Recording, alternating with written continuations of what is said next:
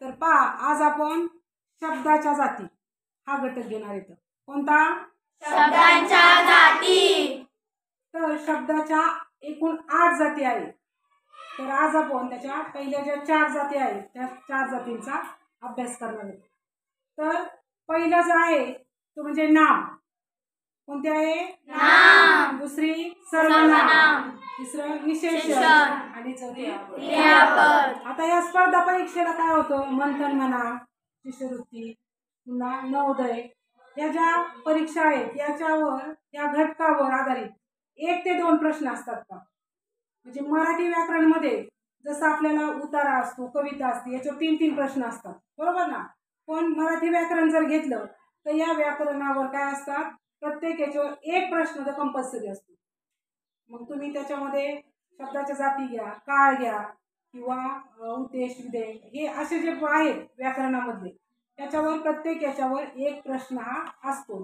आणि शब्दाच्या जाती म्हणलं तर याच्यावर 2 प्रश्न हे याच्यावर निश्चित ठरलेलेच असतात. मग त्याच्यामध्ये तुम्हाला असं विचारलं जातं प्रश्न कशा स्वरूपाचे येतात, तर त्यासाठी तुम्हाला नाम कसं ओळखायचं, सर्वनाम कसं, विशेषण कसं आणि क्रियापद कसं. आता तुमचा थोडासा वर्ग मोठा असल्यामुळं तुम्हाला त्या ठिकाणी विचारताना थोडंसं त्याची काठिण्य पातळी जास्त असते. तर त्यासाठी आपल्याला सोप्याकडून अवघडाकडे जायचं. लक्षात आलं? तर नाम म्हणजे काय, तर आपण मला वाटतं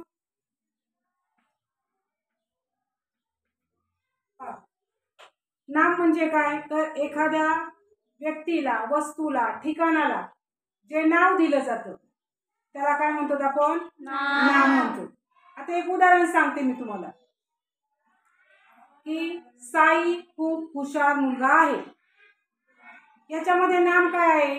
साई. का, तर त्या व्यक्तीला काय दिलंय, एक नाव दिलेलं आहे. लक्षात आलं? म्हणून त्याला काय म्हणलं जातं? नाम म्हणलं जातं. पहा,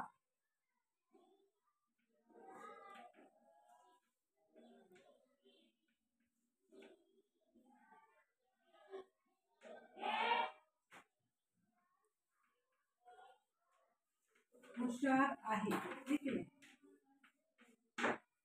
याच्यामध्ये नाम काय येईल? साई, बरोबर. आता दुसरा जो प्रकार आहे तो आहे सर्वनाम. मग नामाऐवजी, विशाल लक्ष दे, नामाऐवजी येणाऱ्या शब्दाला काय म्हणतात विशाल? सर्वनाम म्हणतात, बरोबर. मग सर्वनामामध्ये नामाऐवजी म्हणजे हे जे आहे याच्या ऐवजी जो शब्द येतो त्याला काय म्हटलं जातं? सर्वनाम. मग कसं येईल? तो खूप हुशार आहे. हुशार आहे. लक्षात आलं? म्हणजे एकदम सोपं आहे. पहा, शब्दाच्या ज्या पहिल्या 4 जाती आहेत ना त्या एकदा तुम्हाला कळल्या आणि तुम्हाला कसलंही वाक्य द्या त्या व्याकरणामधलं ते वाक्य तुम्हाला येणारच. त्यानंतर तिसरा जो आहे तो कोणता आहे? विशेषण. विशेषण. आता हे दोन्ही वाक्य जर दिली आपण फक्त याच्यामध्ये काय बदललंय? नाम आणि जागा बदलली. म्हणजे इथं साई, तर इथं काय झालंय? तो झालाय.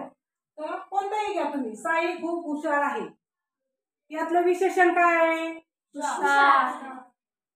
हुशार कोण आहे? साई. साई आहे. मग साई कसा आहे? हुशार. म्हणजे नामाला प्रश्न विचारायचे. या ठिकाणी काय करायचंय? नामाला प्रश्न विचारायचे. साई कसा आहे?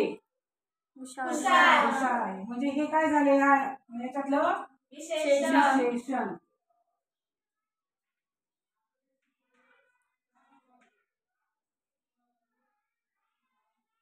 आता शेवटचं जे आहे ते काय राहिले? क्रियापद.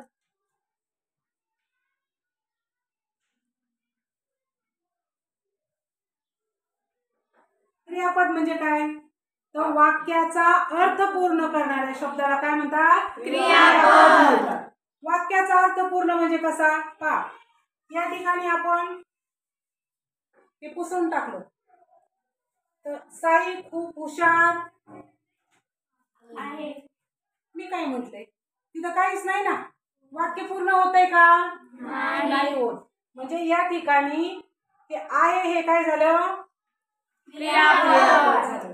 मग साई खूप हुशार नाही पण म्हणू शकते ना मी, बरोबर आहे की नाही? म्हणजे ज्यावेळेस हे क्रियापद लिहित नाही तोपर्यंत त्या वाक्याचा अर्थ क्लिअर होत नाही.